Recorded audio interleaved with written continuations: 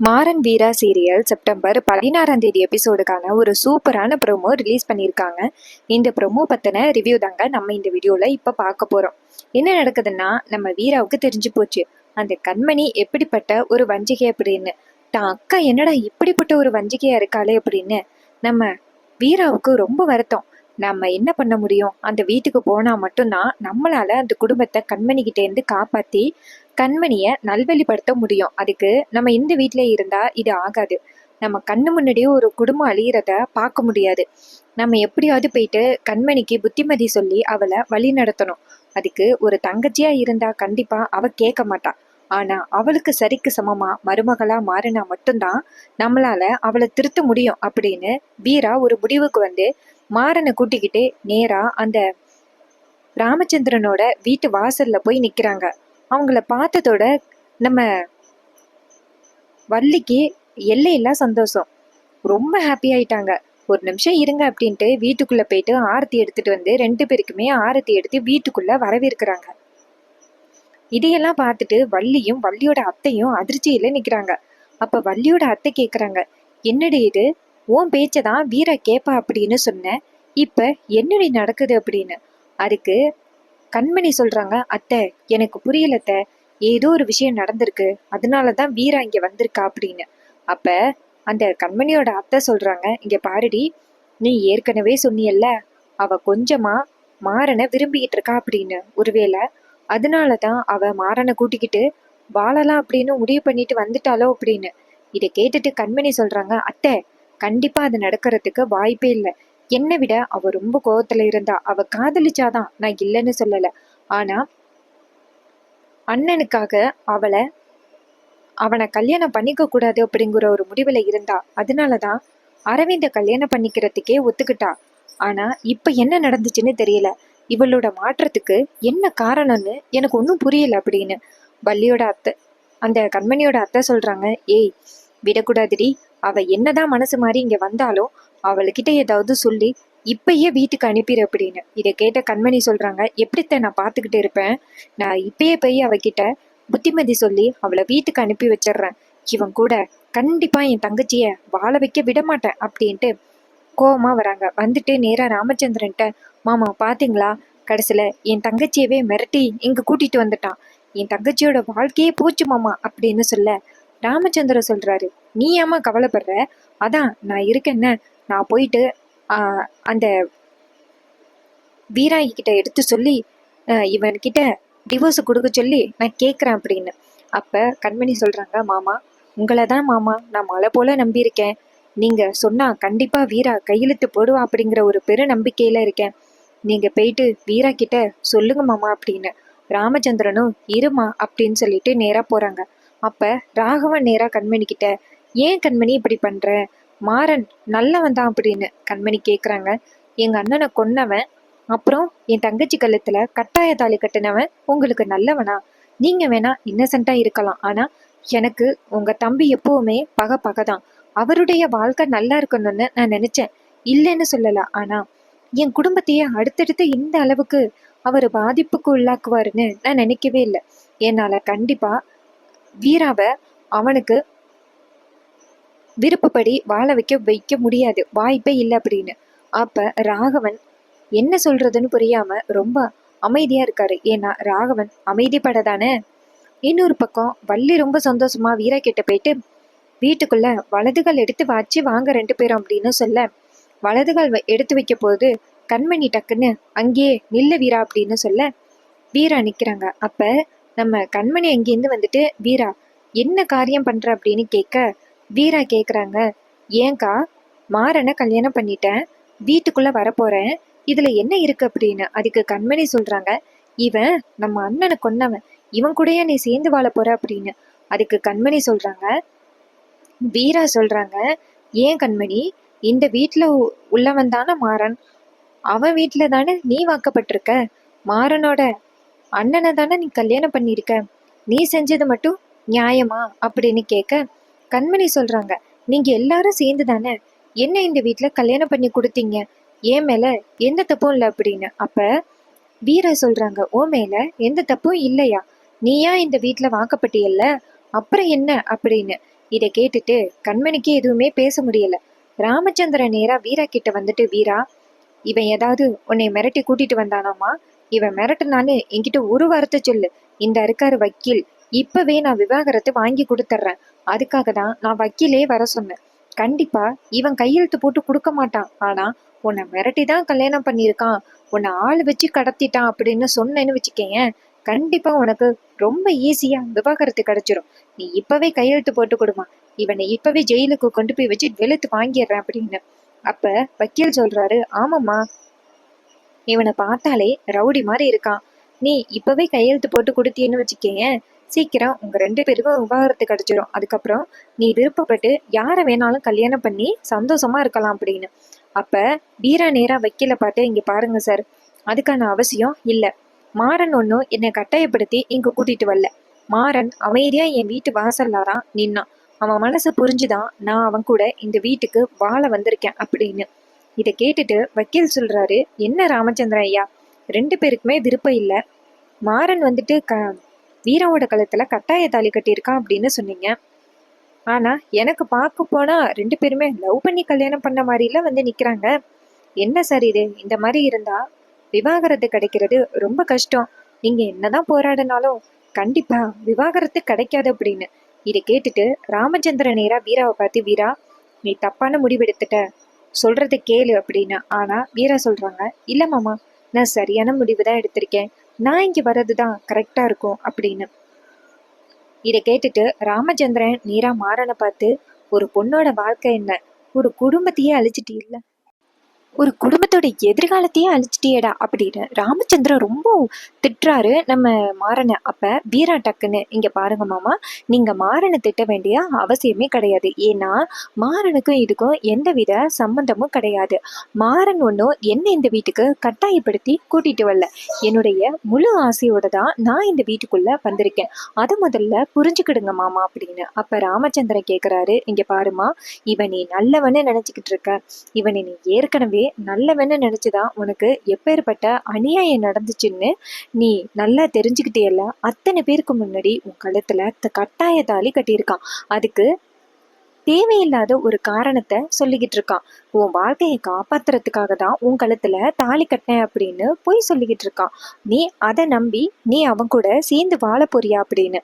அதுக்கு கண்மணி சொல்றாங்க, இங்க பாருங்க மாமா, நீங்க வேணும்னா மாறன் ஏதோ தப்பு பண்ணிட்டான் அப்படின்னு சொல்லலாம். ஆனா என்ன பண்றது, அவன் என் கழுத்துல தாலி கட்டிட்டான், இனிமே நான் எங்கேயும் போய் வாழ முடியாது மாமா. எங்க அம்மா வீட்டுல ரொம்ப வருத்தப்பட்டுக்கிட்டே இருக்காங்க, என் வாழ்க்கை இப்படி ஆகிட்டே அப்படின்னு ரொம்ப கவலைப்பட்டுக்கிட்டே இருக்காங்க. அவங்களுடைய வாழ்க்கைய நான் அழிக்க முடியாதுல்ல, அவங்க வயசானவங்க. என் வாழ்க்கை இப்படி ஆகிட்டு, அண்ணனுக்கு இப்படி ஆகிட்டே அப்படின்னு அவங்க வருத்தப்பட்டு அவங்களுக்கு ஏதாவது ஆகிட்டுன்னா நான் தாங்கிப்பேனா? அதனால கண்டிப்பா நான் இந்த வீட்டுக்கு என்னைக்கா இருந்தாலும் வரதா போறேன். அது ஏன் இன்னைக்கா இருக்கக்கூடாது மாமா அப்படின்னு கேட்க, அப்ப ராமச்சந்திரன் சொல்றாரு, இங்க பாருமா, இந்த வீணா போனவனை தயவு செஞ்சு நம்பாத, உன் வாழ்க்கையே அழிஞ்சு போயிருமா, தயவு செஞ்சு நம்பாதமா அப்படின்னு சொல்ல. அதுக்கு வீரா சொல்றாங்க, இங்க பாருங்க, நான் சந்தோஷமா தான் இருக்கேன், எனக்கு எந்த பிரச்சனையும் இல்லை அப்படின்னு. அப்ப அப்ப கண்மணி வந்துட்டே நேரா வீராவை பார்த்து, வீரா, இவன் உன்னை மிரட்டி தானே கூட்டிட்டு வந்திருக்கான், உன்னைய கொலை பண்ணிடுவேன்னு சொல்லி மிரட்டனானா அப்படின்னு. அப்ப வீரா சொல்றாங்க, கண்மணி, நீ இந்த வீட்டுக்குள்ள எப்படி வந்த, எல்லாரோட சம்மதத்தோட தானே வந்த, நானும் அதே மாதிரிதான் வந்திருக்கேன். மாறன் என் கழுத்துல தாலி கட்டிட்டான், இனிமே அவன் தான் என் புருஷன் அப்படின்னு சொல்ல கண்மணி ரொம்ப அதிர்ச்சி ஆகுறாங்க.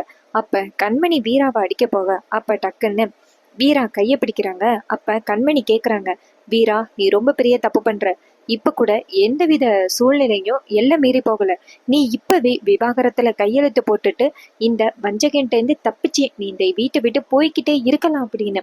அப்ப கண்மணி சொன்னதை கேட்டுட்டு வீரா சொல்றாங்க, இங்க பாரு, இந்த கல்யாணத்துக்கும் எனக்கும் முழு விருப்பம் தான், என்ன ஒண்ணு மாறன் கட்டாயப்படுத்தல அப்படின்னு சொல்ல. அப்ப வக்கீல் சொல்றாரு, இங்க பாருமா கண்மணி, அவங்க 2 பேரும் முழு சம்மதத்தோட கையெழுத்து போட்டு கொடுத்தாதான் இந்த விவாகரத்து செல்லுபடியாகும். யாராச்சும் ஒத்துக்கலன்னாலும் எப்படியோ போராடி இந்த விவாகரத்தை வாங்கிடலாம். ஆனா 2 பேருமே முழு சம்மதத்தோட இருக்கும் பொழுது இவங்க 2 பேருக்கும் விவாகரத்து வாங்குறது சட்டப்படி ரொம்ப குற்றம் அப்படின்னு. அப்ப கண்மணி சொல்றாங்க, இங்க பாருங்க சார், கண்டிப்பா வீரா கையெழுத்து போடுவா, நீங்க சீட்டை கொடுங்க அப்படின்னு. அப்ப அந்த வக்கீல் நேரா சீட்டை கண்மணி கிட்ட கொடுக்க, கண்மணி நேரா வீரா கிட்ட, வீரா, தயவு செஞ்சு இந்த விவகாரத்துல கையெழுத்து போடு, இப்படிப்பட்டவன் நமக்கு வேணாம் அப்படின்னு. ஆனா வீரா டக்குன்னு அந்த சீட்டை பிடிச்சி கிழிச்சு வீசுறாங்க. இத பார்த்ததோட ராமச்சந்திரன் அதிர்ச்சி ஆகுறாரு. அப்ப வக்கீல் சொல்றாரு, பாத்தீங்களாமா, நான் அப்பவே சொன்னேன், கொஞ்சமாவது கேட்டீங்களா? இனிமே நான் இந்த இடத்துல இருக்க வேண்டிய அவசியம் கிடையாது, நான் கிளம்புறேன் அப்படின்னு சொல்லிட்டு அவர் அந்த இடத்துல இருந்து போறாரு. அப்ப கண்மணி நேரா வீராவை பார்த்து, வீரா, நீ செஞ்சது ரொம்ப பெரிய தப்பு, எதுக்காக இப்படி பண்ணிக்கிட்டு இருக்க அப்படின்னு. அப்ப வீரா சொல்றாங்க, இங்க பாருங்க, முழு மனசோட தான் நான் இந்த வீட்டுக்குள்ள வரேன் அப்படின்னு நான் சொல்றேன். ஆனா என் பேச்சை எதுக்காக நீங்க யாருமே கேட்க மாட்டேங்கிறீங்கன்னு எனக்கு புரியல அப்படின்னு. அப்ப வள்ளி சொல்றாங்க, அண்ணா, அதான் வீரா இந்த வீட்டுக்கு முழு சம்மதத்தோட தானே வந்திருக்கேன்னு சொல்றான், அப்புறம் ஏன் நீங்க யாருமே நம்ப மாட்டேங்கிறீங்க? வீராவே முழு சம்மதத்தோட ஹாப்பியா வந்திருக்கா, தயவு செஞ்சு அவளை வீட்டுக்குள்ள விடுங்க அப்படின்னு. அப்ப ராமச்சந்திரன் சொல்றாரு, வள்ளி, இது எல்லாத்துக்கும் காரணம் நீதான் அப்படின்னு. அப்ப வள்ளி சொல்றாங்க, அண்ணா, இது எல்லாத்துக்கும் நான் காரணம் கிடையாது அப்படின்னு. ராமச்சந்திரன் நேரா வீராவை பார்த்து, இங்க பாரு வீரா, நான் உன்கிட்ட ஃபைனல் முடிவா கேக்குறேன், நீ இவன் கூட தான் சேர்ந்து வாழ போறியா அப்படின்னு. அதுக்கு வீரா சொல்றாங்க, ஆமா மாமா, இதுதான் என்னுடைய விருப்பம் அப்படின்னு. அப்ப ராமச்சந்திரன் நேரா வீராவை பார்த்து, இவங்க 2 பேரு கூட இனிமே யாருமே பேசக்கூடாது அப்படின்னு சொல்லிட்டு அந்த இடத்த விட்டு போறாரு. அதை பார்த்துட்டு கண்மணி அமைதியா நிக்க, அப்ப வீரா நேரா வீட்டுக்குள்ள வராங்க. அப்ப அந்த கண்மணி நேரா வீராவை பார்த்து, வீரா, நீ தப்பான முடிவு எடுத்திருக்க அப்படின்னு சொல்ல, அப்ப வீரா சொல்றாங்க, நான் சரியான முடிவு தான் எடுத்துக்கிறேன், இந்த வீட்டுக்குள்ள வர்றதுதான் நான் எடுத்த சரியான முடிவு அப்படின்னு சொல்லிட்டு நேரா வீட்டுக்குள்ள வராங்க. இத பார்த்துட்டு கண்மணி ரொம்ப கோவப்படுறாங்க. கண்மணியும் கண்மணியோட அத்தையும் கோவப்பட்டு பார்த்துக்கிட்டு நிக்கிறாங்க. கண்மணியோட அத்தையை சொல்றாங்க, என்னடி இது, இவ மாறனை கல்யாணம் பண்ண மாட்டா அப்படின்னு சொன்ன பாத்தியா, மாலையும் கழுத்துமா வந்து மறுநாளே நிக்கிறா, நீ நினைச்ச மாதிரி இல்லடி வீரா, கண்டிப்பா அவ இந்த சொத்தை பார்த்து ஏதோ மயங்கிட்டா போல அப்படின்னு. அப்ப கண்மணி சொல்றாங்க, விடமாட்டேன்ட்ட, அவளை இந்த வீட்டுக்குள்ள வாழ விட மாட்டேன், நான் படுத்துற பாட்டுல அவ இந்த வீட்டை விட்டு போய் தான் ஆகணும் அப்படின்னு. அப்ப கண்மணியோட அத்தை சொல்றாங்க, இங்க பாரு, அவ உன்னுடைய தங்கச்சி இல்ல, அவளும் இந்த வீட்டுல மருமக தான், நீ எந்த அளவுக்கு இந்த வீட்டுல உரிமையோட இருக்கியோ அதே உரிமையோட அந்த கண்மணியும் இருப்பான், அதனால வீராவும் இருப்பான், அதனால நீ இனிமே பேசும் பொழுது அவகிட்ட கொஞ்சம் பார்த்துதான் பேசுற மாதிரி இருக்கும் அப்படின்னு. அப்ப கண்மணி சொல்றாங்க, என்கிட்ட ராகவன் இருக்காரு, இந்த வீட்டோட மூத்த மகன், அதை வச்சே நான் பிரச்சனையை உண்டாக்குவேன் அப்படின்னு. அப்ப கண்மணியோட அத்தை சொல்றாங்க, அவன் எங்கடி பிரச்சனை பண்ண போறான், தம்பி தம்பின்னு அப்படி உருகுறான், அவன் பிரச்சனை பண்ணுவான்னு நீ நினைக்கிறியா அப்படின்னு. அப்ப கண்மணி சொல்றாங்க, ஏதாவது ஒரு பிரச்சனையை உண்டாக்கி விட்டுதான் அவங்க 2 பேருக்குள்ள ஆட்டோமேட்டிக்கா பிரச்சனையை உண்டாக்கிட்டா நான் நினைச்சத சாதிச்சிருவேன், வீரா இந்த வீட்டுல இருந்தா எனக்கு என்ன அப்படின்னு சொல்ல, அப்ப கண்மணியோட அத்தை சொல்றாங்க, சரிடி, என்னதான் இருந்தாலும் அந்த வீரா இந்த வீட்டுக்குள்ள வந்துட்டால, தங்கச்சியெல்லாம் நீ பார்க்காத, நம்மளுக்கு முழு நோக்கம் என்னன்னா உன் அண்ணனை கொன்னவன், என் பிள்ளைய கொன்னவன், இந்த குடும்பம் நல்லா இருக்கக்கூடாது, அவ்வளவுதான் அப்படின்னு. இதை கேட்டுட்டு கண்மணியும், நான் பாத்துக்கிறேன் அப்படின்னு சொல்றாங்க. அதுக்கப்புறமா வள்ளி நேரா வீராவை கூப்பிடுறாங்க. வீரா கூப்பிட்டு, அம்மா, நீ வரமாட்டேன்னு நினைச்சி நான் ரொம்ப சங்கடப்பட்டு போயிட்டேன், நல்ல வேளை நீ வந்துட்டியே, இனிமே இந்த குடும்பத்தை காக்கிற தெய்வம் நீதாம்மா அப்படின்னு சொல்ல, அப்ப வீரா சொல்றாங்க, இங்க பாருங்க, எங்க அக்காவை நல்வழிப்படுத்துறதுக்காக தான் நான் இங்க வந்திருக்கேன், மற்றபடி நான் மாறனோட சேர்ந்து வாழ்றதுக்காக வந்திருக்கேன் அப்படின்னு நீங்க தப்பா நினைக்காதீங்க அப்படின்னு.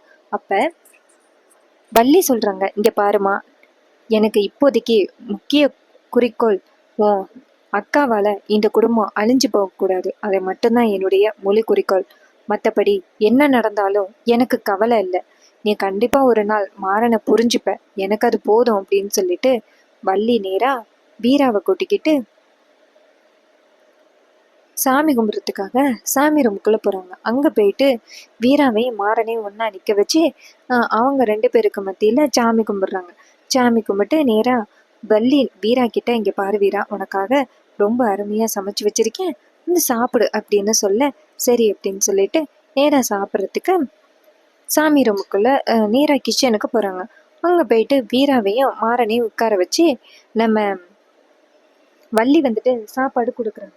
அப்ப அந்த இடத்துக்கு கண்மணி இங்கேருந்து வராங்க. வந்துட்டு, என்ன பண்ணிக்கிட்டு இருக்கீங்க அப்படின்னு கேட்க, வள்ளி சொல்றாங்க, என்ன பண்ணிக்கிட்டு இருக்கனா, 2 பேருக்கும் விருந்து வைக்கிறேன், இதுல என்ன இருக்கு அப்படின்னு. அப்ப கண்மணி கேக்குறாங்க, அதான் இவங்க 2 பேரு கூடயும் மாமா பேசக்கூடாதுன்னு சொன்னாருல்ல, எதுக்கு பேசுறீங்க அப்படின்னு. அப்ப வள்ளி சொல்றாங்க, இங்க பாருமா, பேச வேணாம்னு சொன்னது உங்ககிட்ட தான், என்னைய ஒன்றும் பேச வேணாம்லாம் சொல்லலை அப்படின்னு. அப்ப கண்மணி சொல்றாங்க, இங்க பேசக்கூடாது, இங்க சாப்பிடக்கூடாதுன்னு சொன்னாங்க, நீங்க தேவையில்லாத வேலை பண்ணிக்கிட்டு இருக்கீங்க, நான் போய் மாமாட்ட சொல்றேன் அப்படின்னு. அப்ப வள்ளி சொல்றாங்க, ஏய் போய் சொன்னா சொல்லிக்கொடி அப்படின்னு. அப்ப கண்மணி இங்கேருந்து போயிட்டு நேரா ராமச்சந்திரனை பாக்குறாங்க. ராமச்சந்திரன் கேக்குறாரு, என்னம்மா என்னாச்சு அப்படின்னு. அப்ப கண்மணி சொல்றாங்க, வள்ளியம்மா பண்றதே எனக்கு கொஞ்சம் கூட பிடிக்கல அப்படின்னு. அப்ப ராமச்சந்திரன் கேக்குறாரு, இப்ப அவ என்ன பண்ணா அப்படின்னு. அப்ப கண்மணி சொல்றாங்க, இங்க பாருங்க மாமா, நீங்க என்ன சொன்னீங்க, இந்த வீட்டுல யாருமே வீரா கூடயும் மாறன் கூடயும் பேசக்கூடாதுன்னு தானே சொன்னீங்க. ஆனா வள்ளியம்மா போயிட்டு அவங்க கூட பேசிட்டு இருக்காங்க, அவங்களுக்கு சாப்பாடு விருந்து வைக்கிறாங்க. எனக்கு என்னமோ ஏற்கனவே வீரா வருவா அப்படின்னு தெரிஞ்சுதான் இதெல்லாம் பண்ணி வச்சிருக்காங்களோன்னு தோணுது அப்படின்னு. அப்ப ராமச்சந்திரன் சொல்றாரு, இங்க பாருமா, என்னதான் சொன்னாலும் வள்ளி சுத்தமா கேட்க மாட்டேங்கிறா, அவங்க விடுமா, எப்படியோ போய்க்கிறாங்க, நம்ம யாரும் பேச வேணாம் அப்படின்னு. அப்ப கண்மணி சொல்றாங்க, என்ன மாமா இப்படி சொல்றீங்க, அப்ப வீராவும் மாறனும் இந்த வீட்டோட இருக்கலாம்னு நீங்க முடிவு பண்ணிட்டீங்களா அப்படின்னு. அதுக்கு ராமச்சந்திரன் சொல்றாரு, இங்க பாருமா, நீ அதை பத்தி ஏன் கவலைப்படுற, அவங்க 2 பேரும் எப்படியோ போகட்டும் அப்படின்னு. அப்ப ராகவன் அங்கேருந்து வந்துட்டு, கண்மணி எங்க வீரா அப்படின்னு கேட்க கண்மணி சொல்றாங்க, என்னங்க மாமா என்ன சொல்லியிருக்காரு, அவங்க 2 பேரு கூடயும் பேசக்கூடாதுன்னு சொல்லியிருக்காரு, நீங்க என்ன யாருமே மாமாவோட பேச்ச சுத்தமா மதிக்க மாட்டேங்கிறீங்க அப்படின்னு. ராகவன் சொல்றாரு, இங்க பாரு கண்மணி, வீரா உன்னுடைய தங்கச்சி, மாறன் என்னுடைய தம்பி, எப்படி பேசாம இருக்க முடியும் அப்படின்னு. அப்ப கண்மணி சொல்றாங்க, நீங்க எல்லாருமே மாறன் பண்ண தப்ப ஏத்துக்கிட்டு என் தங்கச்சியோட வாழ்க்கைய அழிக்க பாக்குறீங்க அப்படின்னு சொல்லிட்டு கண்மணி கோவமா அந்த இடத்துல இருந்து போறாங்க. அப்ப வள்ளி நேரா கண்மணியை பார்த்து சிரிச்சுக்கிட்டே, என்னடி உன்னுடைய திட்டம் ஏதோ செல்லுபடி ஆகல அப்படின்னு கோவமா போற மாதிரி இருக்கு, நீ என்ன பண்ணாலும் இந்த வீட்டுல நீ நினைக்கிறது நடக்காது, வீரா இந்த வீட்டுக்கு மருமகளா வந்துட்டா, மாறனும் இந்த வீட்டுல தான் இருப்பான், உன்னால இனிமே எதுவும் பண்ண முடியாது அப்படின்னு சொல்ல கண்மணி வள்ளிய பார்த்து முறைச்சிக்கிட்டே அந்த இடத்துல இருந்து போறாங்க. அப்ப நம்ம வள்ளி போயிட்டு நேரா அவங்க 2 பேருக்கும், நீங்க 2 பேரும் சாப்பிடுங்க செல்லங்களா அப்படின்னு சொல்லிட்டு 2 பேருக்கும் சாப்பாடு கொடுக்குறாங்க. அப்ப சாப்பிட்டு முடிச்சதோட நம்ம வீரா கேக்குறாங்க, அத்தை அம்மா என்னுடைய ரூம் எங்க இருக்கு அப்படின்னு. அப்ப வள்ளி சொல்றாங்க, உன்னுடைய ரூமா, உன்னோட ரூம் வந்துட்டு மாறனோட ரூம் தான், வாமா அப்படின்னு சொல்லிட்டு நேரா கூட்டி கொண்டு போய் விடுறாங்க. அங்க போனதோட மாறன் நேரா வீராவை பார்த்து, இங்க பாரு வீரா, நீ அவ்வளோ சீக்கிரம் என்னை மன்னிக்கிறவ கிடையாது, ஆனா இதுக்கு பின்னாடி ஏதோ ஒரு காரணம் இருக்குன்னு மட்டும் எனக்கு நல்லா தெரியுது, அது என்ன காரணம்னு சொல்லு வீரா அப்படின்னு. அதுக்கு வீரா சொல்றாங்க, ஏய் அதெல்லாம் ஒரு காரணமும் இல்லை அப்படின்னு. அப்ப மாறன் கேக்குறாரு, நீ சொல்லு வீரா என்ன அப்படின்னு. அப்ப வீரா சொல்றாங்க, அதெல்லாம் சொல்ல வேண்டிய அவசியம் கிடையாது அப்படின்னு சொல்லிட்டு போக, அப்ப மாறன் நினைக்கிறாரு, கண்டிப்பா வீரா இந்த வீட்டுக்கு மறுபடி என்ன கூட்டிட்டு வந்திருக்கான்னா ஏதோ ஒரு காரணம் இருக்கு, அவ இவ்வளவு சீக்கிரம் அமைதியா இருக்கிற ஆளே கிடையாது, இதுக்கு பின்னாடி ஏதோ ஒரு பெரிய காரணம் இருக்கு, அதனாலதான் வீரா நேரா வீட்டுக்கு வந்திருக்கா, என்னவா இருக்கும் அப்படின்னு மாறன் நினைக்கிறாரு. இன்னொரு பக்கம் வள்ளி நேரா மாறன் கிட்ட வந்துட்டு, என்ன மாறா, வீரா வீட்டுக்கு வந்துட்டா இனிமே ஜாலிதான் அப்படின்னு. அப்ப மாறன் நேரா வள்ளிய பார்த்து, அத்தை கண்டிப்பா ஏதோ ஒரு காரணம் இருக்குத்த இதுக்கு பின்னாடி, வீரா இங்க வந்திருக்கான்னா ஏதோ ஒரு காரணம் இருக்கு அப்படின்னு. அப்ப வள்ளி நினைக்கிறாங்க, மாறா நீ கரெக்டா தான் சொல்ற, இந்த குடும்பத்தை காப்பாத்துறதுக்காக தான் குல தெய்வம் மாதிரி வீரா வந்திருக்கா, அது உனக்கு தெரியல, ஆனா உன்கிட்ட சொன்னா ரொம்ப பெரிய பிரச்சனையாகும் அப்படிங்கறதுனாலதான் நான் உன்கிட்ட சொல்லல, கண்டிப்பா வீரா இந்த குடும்பத்துல உள்ள பிரச்சனை எல்லாத்தையுமே சரி பண்ணிடுவா அப்படிங்கிற நம்பிக்கையில தான் நான் அவ உதவியை தேடி போனேன், அவளும் எனக்கு உதவி பண்ண வந்துட்டா, இனிமே அவ குல தெய்வமா இந்த வீட்டை பாதுகாப்பா அப்படின்னு வள்ளி ரொம்ப சந்தோஷப்படுறாங்க மனசுக்குள்ள. அப்ப மாறன் கேக்குறாரு, அத்தை வழக்கம் போல கனவுக்கு போயிட்டியா, உன்கிட்டயும் ஏதோ ஒரு ரகசியம் இருக்கு, சொல்ல மாட்டேங்கிற, கண்டுபிடிக்கிற சீக்கிரம் அப்படின்ட்டு நம்ம மாறன் சொல்றாரு. அப்கமிங் எபிசோடோட ப்ரெடிக்ஷன் உங்களுக்கு பிடிச்சிருந்துச்சுன்னா மறக்காம கமெண்ட்ல ஷேர் பண்ணுங்க. இதே மாதிரி இன்னுமே அப்டேட்ஸை பார்க்கணும்னா மறக்காம நம்ம சேனலை சப்ஸ்கிரைப் பண்ணிட்டு ஆதரவு கொடுங்க. தேங்க்யூ ஃபார் வாட்சிங். பபாய்.